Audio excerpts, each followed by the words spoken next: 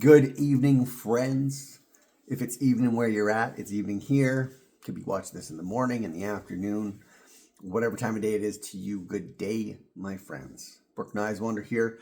I want to talk to you today about, the one thing that's really nothing that stops most people from doing anything. Nothing's fear. Put up your hand if you ever felt afraid. Do you ever let fear stop you from doing something? And I want to touch base on this because fear, it affects almost all of us at some point or another. Fear can be powerful enough to kill. Like, people have scared themselves to death. They've freaked out, worried to the point where they were so sure something was going to happen.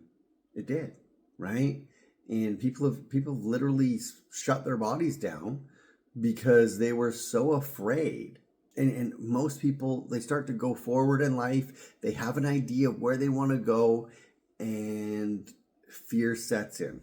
And it's like, oh my God, what are people going to think of me? What if I don't make it? What if this happens, if that happens? And the funny thing is, I don't know the study off the top of my head, but there was a study done of people in the last days of their lives. They were in care, geriatric care, right? And they were asked if they could change anything, what's the one thing that they would change? And 90% of the people that were surveyed said they would worry less, because most of the stuff they worried about never even happened, right? They were afraid of something, and that fear stopped them from pursuing a goal, a dream, or anything.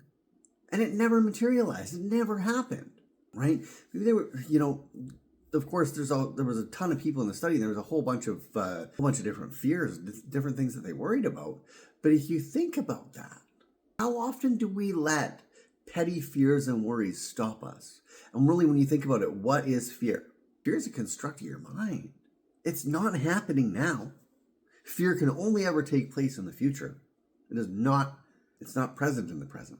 In this exact moment, there can be no fear, right? I can only be afraid of something in the future. And that something, because it's in the future, hasn't taken place yet. Don't even know if it's going to take place. And so what I'm doing is I'm constructing some form of barrier myself to what I can and can't do. And when you think about it that way, it's really silly. Now, we unfortunately are conditioned for fear. It starts when we're little kids, and our mom is like, if you go outside without your jacket on, you're going to catch cold. I'm going to tell you right now, there's no truth to that. It's a wives' tale. If there was truth to that, those kids that are walking around in shorts and a t-shirt in the rain and the snow, they'd be sick all the time. They're not. It's what your mind believes. If you believe that if you go out without your jacket on, you're going to get sick, guess what happens? You're going to create that in your mind, and you're going to get sick. All these different things that our parents and overprotective moms worried about, and they transferred that fear that they had onto us. So what happens in the next generation? We transfer that fear onto our kids because we were told these wives' tales. We were told these things that are not really based in fact. They're really an opinion. And that opinion was probably passed to our moms by their moms and by their moms before them. And this continues downhill to the point where we are made slaves by something that's not even true. We can counter this. We can tell our kids that there's nothing to fear. The best time to do this is when they're asleep.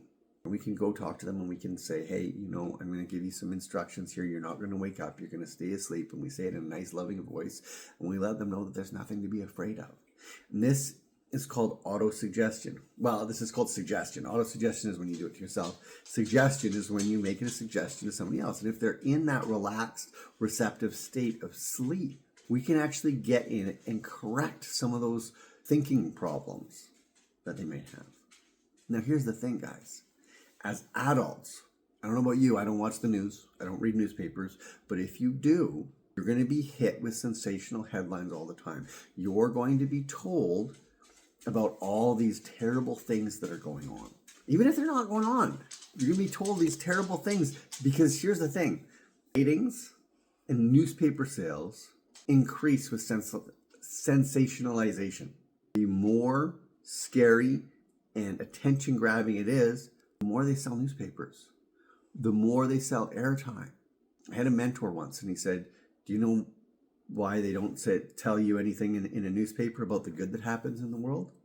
And I was like, no, I don't. He said, well, first off, because they wouldn't sell any damn newspapers. And second, the newspaper would be 3 feet thick.